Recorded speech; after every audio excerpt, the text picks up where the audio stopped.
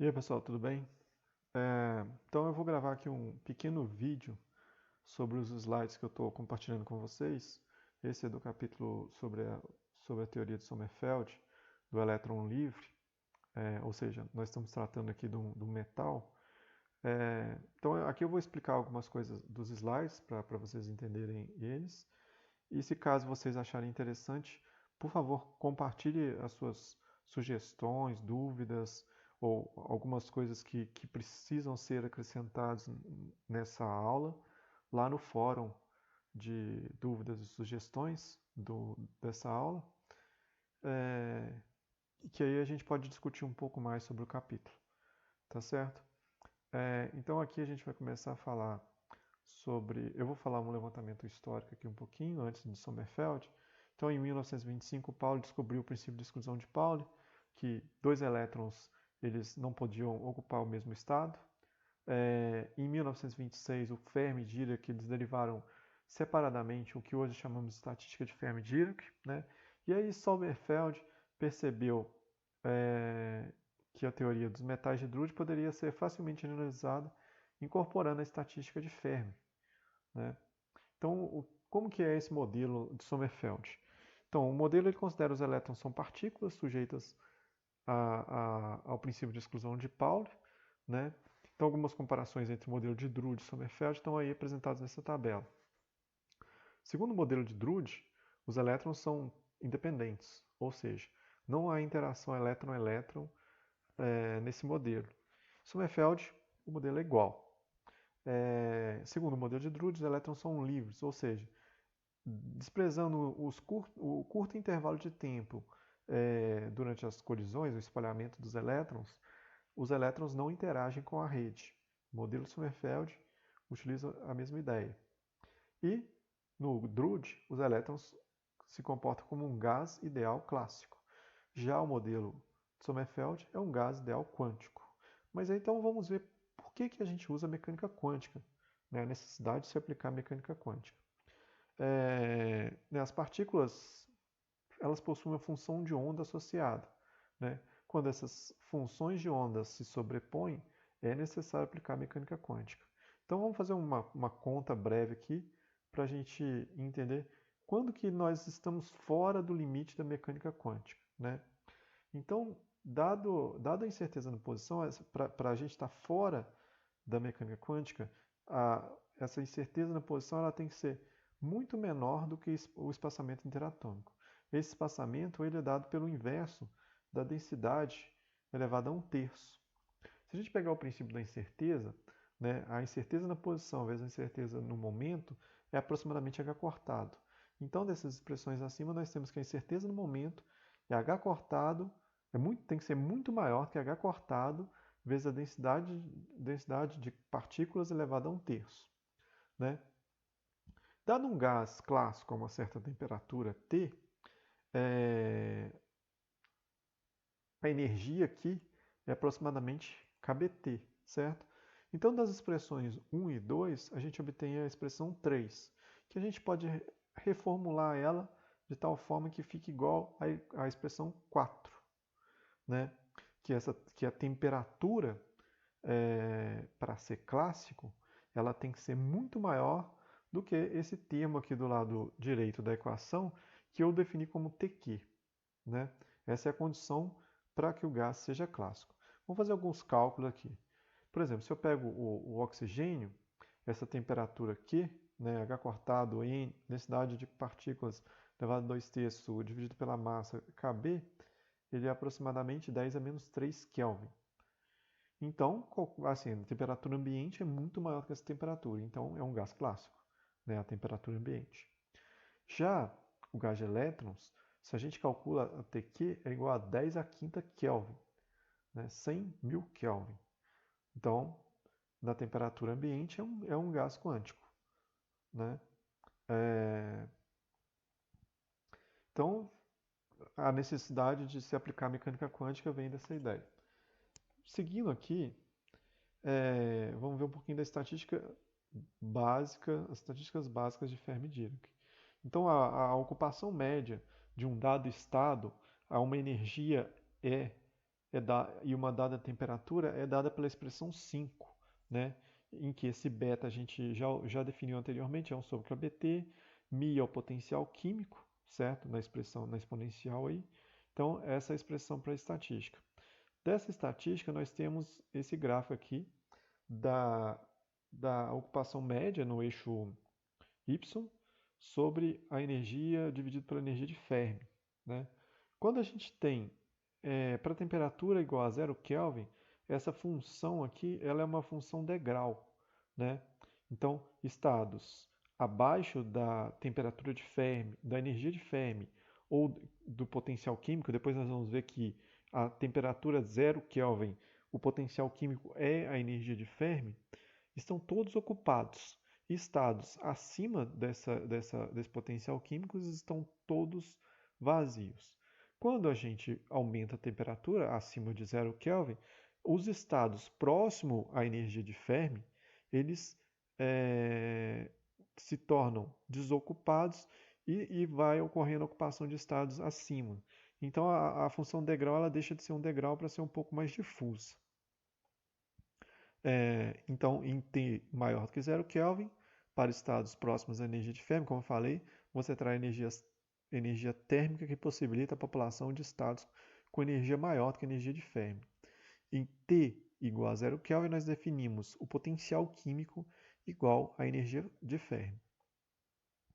Se a gente considerar os elétrons de uma caixa, né, de volume V igual a L ao cubo, com condições de contorno periódico, igual nós fizemos anteriormente, as funções de onda no plano são dados por essa exponencial de k escalar r, onde, devido às condições de contorno, k deve assumir os valores apresentados na equação 6, como a gente já utilizou anteriormente, 2π sobre L, esses n's aí que são números inteiros. Essas ondas planas elas têm energia, né, que é dada pela equação 7, e nós podemos calcular o número total de elétrons no sistema. Então, o número total de elétrons no sistema, por exemplo, no metal, você pode facilmente determinar, né? Então, esse número total de elétrons, ele é 2 vezes o somatório no espaço dos vetores de onda, em K, né? Da ocupação média, né? Desse beta aqui, da energia num dado K, menos o potencial químico. Esse somatório aqui a gente pode transformar ele numa integral, né? Essa integral ela vai ser o volume sobre 2π ao cubo, devido às condições de contorno que a gente escolheu. Uma integral em dk, né? Nas 3 dimensões do vetor de onda, vezes a ocupação média dos estados. Esse fator 2 que aparece aí é devido aos estados de spin para cada possível valor do vetor de onda k. Em um metal, normalmente N será dado, né? E essa equação ela é utilizada principalmente para determinar o valor do potencial químico. Então, nós conhecemos o N, né, que é o número total de elétrons, e nós queremos descobrir o potencial químico com essa equação. Beleza. Então, relembrando aqui, né, o que a definição da energia de Fermi. A energia de Fermi é o potencial químico à temperatura 0 Kelvin.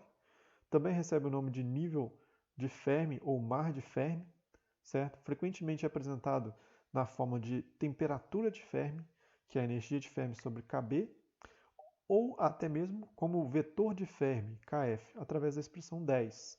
Nós isolamos aqui o vetor de Fermi e ele é escrito em função da energia de Fermi.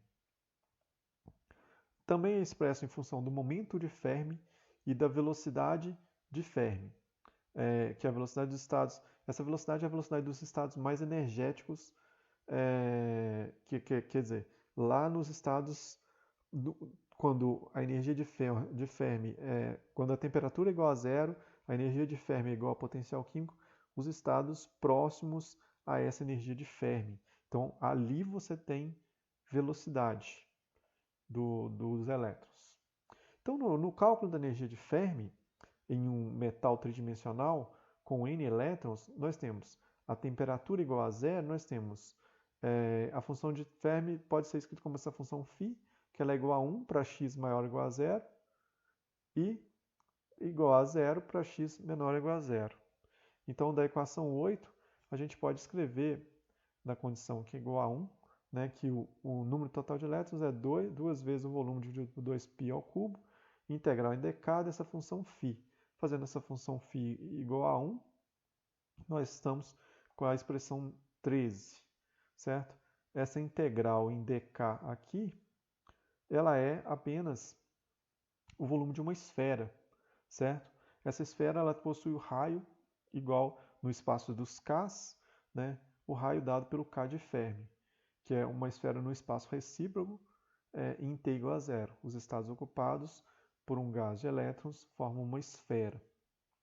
Como representado aí na figura está representado um sistema 2D, um círculo, mas vocês imaginam que tem um eixo Z aí, né? Então formando uma esfera. Se nós usarmos o fato da densidade ser definida como o número total de elétrons dividido pelo volume, nós podemos escrever o K de Fermi da forma que está apresentado na equação 15, que é 3π ao quadrado vezes a densidade elevada a 1/3. E a energia de Fermi também utilizando essa densidade. Estimando um elétron livre por átomo para metais monovalentes, como sódio, cobre, podemos estimar a energia de Fermi para aquele elemento, né? Por exemplo, a energia de Fermi por cobre, que calculando através dessa expressão 16, ela é da ordem de 7 eletronvolts, corresponde à temperatura de Fermi de 80.000 Kelvin e a velocidade de Fermi de 1% da velocidade da luz. Então, essa escala de temperatura incrivelmente alta é resultado da estatística de Fermi e da alta densidade de elétrons nos metais. É um resultado interessante que, por exemplo, a temperatura ambiente, né, nós saímos de 0 Kelvin e levamos para a temperatura ambiente, nós podemos tratar essa mudança de estados dos elétrons debaixo da energia de Fermi para estados um pouco acima como uma perturbação. Isso vai facilitar para a gente na hora de fazer os cálculos das energias. Então, como eu falei, para todos os metais a temperatura de Fermi ela é muito maior do que a temperatura ambiente. Para temperaturas diferentes de zero, mas temperaturas menores, muito menores que a temperatura de Fermi, apenas estamos próximos à superfície, estados próximos às superfícies podem ser estados, uma pequena perturbação. Toda a parte relevante para a condução ocorre próximo à superfície de Fermi, onde existem estados ocupados. Como a energia de Fermi é grande e, portanto, o mar de Fermi é muito profundo, qualquer temperatura não insanamente grande só pode fazer excitações de elétrons que já estão muito próximos à superfície de Fermi.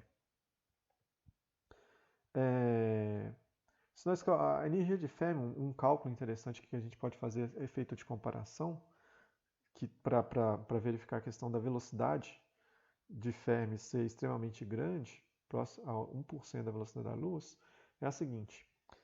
A energia de Fermi ela é da ordem da densidade elevada a 2/3, como pode ser visto aqui na equação 16. Então, e a energia de interação entre as partículas é da ordem da carga elevada ao quadrado sobre R da ordem da densidade elevada a 1/3. Se nós fizermos a energia de interação sobre a energia de Fermi, isso é a densidade elevada a menos 1/3. Quer dizer, o gás de Fermi tem uma propriedade que quanto mais denso esse gás for, maior é o seu livre caminho médio, né? Isso decorre devido ao princípio de exclusão de Pauli. Com o aumento da densidade, aumenta a energia de Fermi, e os estados mais energéticos devem ser ocupados. A velocidade de Fermi aumenta e, para isso, a seção de choque deve ser menor. Certo, pessoal? Então, quer dizer, você está colocando mais elétrons, então você tem mais elétrons, esses elétrons, eles, devido ao princípio de exclusão de Pauli, eles precisam ocupar estados acima, né? 2 elétrons não podem ocupar o mesmo estado, então você tem um livre caminho maior, né? Porque os elétrons estão ocupando os estados de maior energia.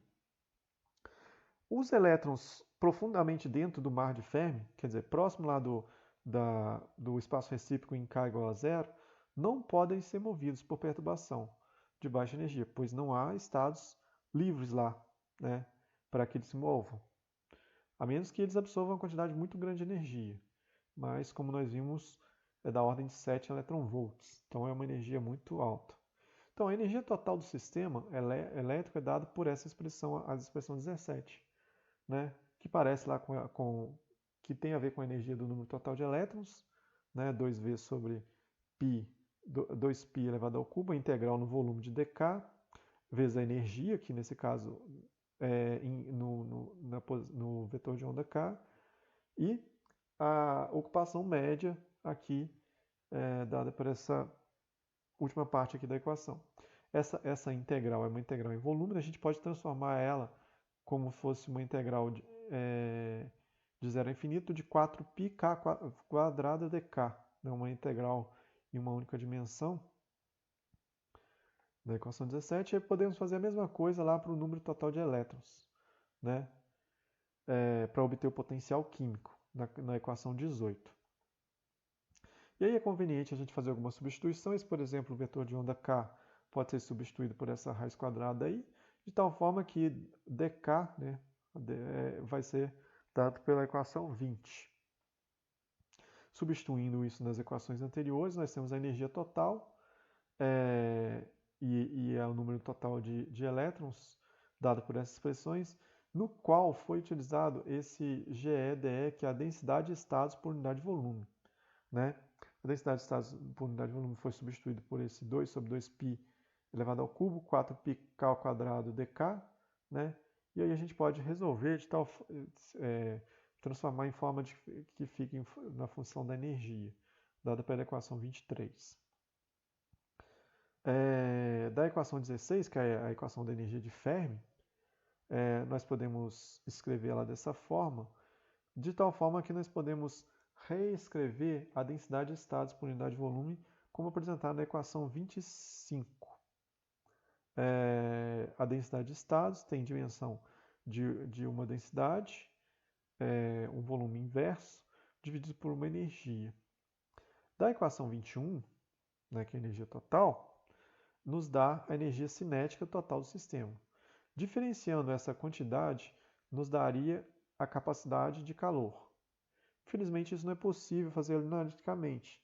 Porém, podemos usar o fato que a temperatura ambiente, né, a temperatura que nós estamos trabalhando, ela é muito menor que a temperatura de Fermi.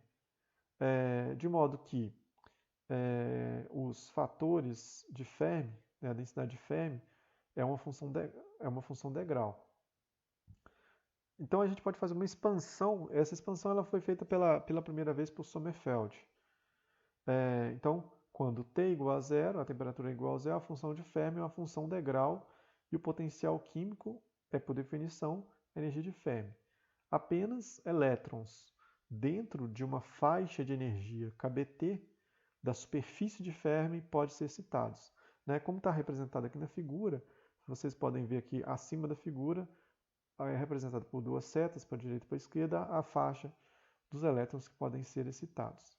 Então, fazendo essa expansão apresentada na equação 26, na energia a uma certa temperatura T vai ser a energia a temperatura zero, mais esse gama, que é uma constante, dividido por 2, esse VG aqui, a densidade de estados próximos à superfície de Fermi, KBT vai ser a energia que foi aplicada, dessa forma.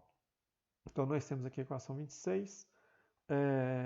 Se nós tomarmos a derivada dessa equação 26 com relação à temperatura, nós saímos com a expressão apresentada a capacidade térmica na equação 27, que se nós usarmos a equação 25, que dá a densidade de estados por unidade de volume, nós podemos reescrever de acordo com a equação 28.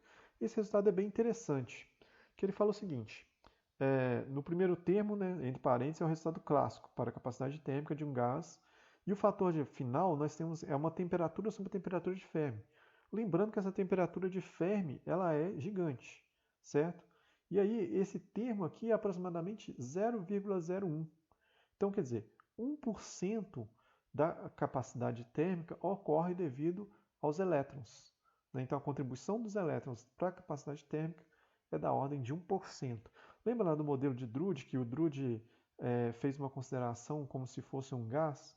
Então, esse resultado da 28, ele mostra que o Drude ele colocou o valor da capacidade térmica muito alto para o gás de elétrons.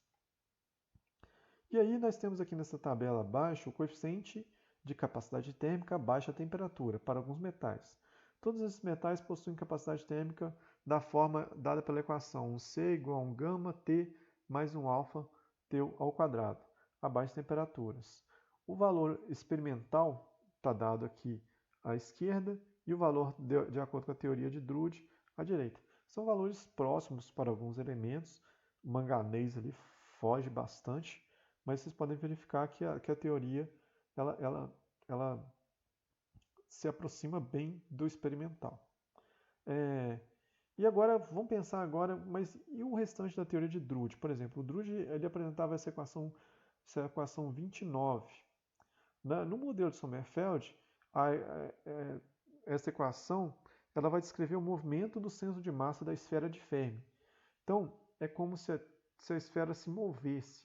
Mas, na realidade, nem todos os elétrons eles têm movimento, né? Os elétrons lá do núcleo, os elétrons de caroço, eles não têm estados livres para eles trocarem de estados. Então, o que acontece são apenas os elétrons próximos à energia de Fermi que eles se movem, certo? Eles vão se movendo e aí o centro de massa da esfera de Fermi se desloca como um todo. Mas aí esses elétrons vão encontrar um núcleo, um átomo vizinho, e eles vão voltar para a posição original. Agora a gente vai falar um pouquinho usando o modelo de Sommerfeld para explicar um pouquinho a susceptibilidade do spin magnético. Então, outra propriedade que podemos examinar sobre o gás eletrônico livre é sua resposta a um campo magnético aplicado externamente. O movimento dos elétrons pode ser curvado devido às forças de Lorentz. Os spins dos elétrons podem virar devido ao campo magnético aplicado, que também altera o momento magnético do gás de elétrons.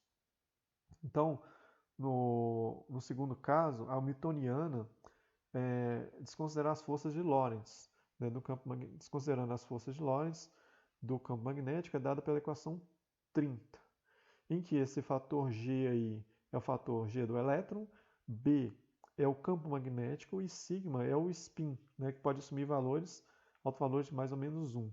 E o magneto de Bohr é dado pela equação 31, né, que é 2H cortado sobre 2 vezes a massa do elétron. Assim, no campo magnético, a energia de um elétron com spin para cima ou para baixo é dada pelas equações 32 e 33. Então, nós temos a 32 com spin para cima, certo? O que muda aqui é o sinal à frente do magneto de Bohr, que para spin para cima é positivo e spin para baixo é negativo. A magnetização do spin do sistema, momento por unidade de volume, na direção do campo magnético aplicado, então será dado por essa derivada aqui, então dado pela equação 34, certo? Portanto, quando o campo magnético é aplicado, é menor a energia para os spins estarem apontando para baixo. Então, mais deles apontarão para baixo, certo? Assim, uma magnetização se desenvolve na mesma direção quando o campo magnético é aplicado. Isso é conhecido como paramagnetismo de Pauli, certo? Então, nessa expressão aqui, nós temos que aplicando o campo magnético, a energia para você apontar os elétrons para baixo, o spin dos elétrons para baixo é menor. Na temperatura igual a zero, com o campo magnético nulo, aplicado, ambos os estados spin-up e spin-down são preenchidos até a energia de Fermi. Perto do nível de Fermi, a densidade de estados por unidade de volume para elétrons spin-up é dado pela densidade de estados, né, GFF por 2. E, similarmente, a densidade de estados por unidade de volume para elétrons spin-down é dado pela densidade de estados aqui GE, de energia de Fermi, dividido por 2. Quando o campo B é aplicado, os spin-up serão acrescidos por uma energia do magneto de Bohr vezes B. Assim, assumindo que o potencial químico não se altera, teremos a densidade de estados da energia de Fermi sobre 2 vezes o magneto de Bohr B menos elétrons spin-up por unidade de volume. Da mesma forma, os spin-downs serão decrescidos da mesma quantia de energia, de modo que teremos esse valor mais spin-downs por unidade de volume. E aí a gente tem aqui a representação dos dois gráficos, das densidades de estados por unidade de volume. No lado esquerdo, nós temos a temperatura igual a zero. Desculpa, a temperatura igual a zero e o campo magnético igual a zero. No lado direito, nós temos a temperatura zero e o campo magnético diferente zero. Então, nós verificamos que os elétrons com spin-up, eles diminuem, né? E os elétrons com spin-down, eles aumentam ocupando estados à frente, né? Estados de maior energia. Se nós usarmos a equação 34, que é essa equação aqui, supondo que movemos aqui a densidade de estados na energia de Fermi vezes o magneto de Bohr sobre 2 spin-ups para o spin-down, a magnetização por unidade de volume vai ser dada por essa expressão 35. E, portanto, a suscetibilidade magnética aqui, ela vai ser dada por essa expressão. Então, nós podemos calcular a suscetibilidade. E aí, este resultado parece próximo dos resultados experimentais. Para os metais simples como o lítio, o sódio e o potássio. Porém, para outros metais ocorrem erros, principalmente no cobre e no berílio, que é a troca de sinal. Tá certo, pessoal? Esse pedaço final aqui, ele é um pouco complicado, mas assim, eu dei uma passada por alto por ele, que pode ser interessante depois para a gente usar um pouquinho disso lá na supercondutividade.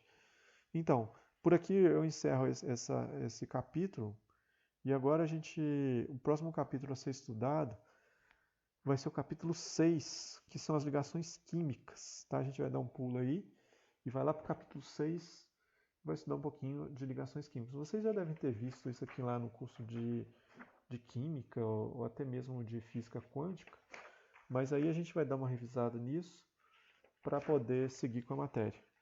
Então, muito obrigado. Qualquer dúvida, utilize o fórum de dúvidas, que eu prometo conversar com vocês por lá. Até mais, abraço.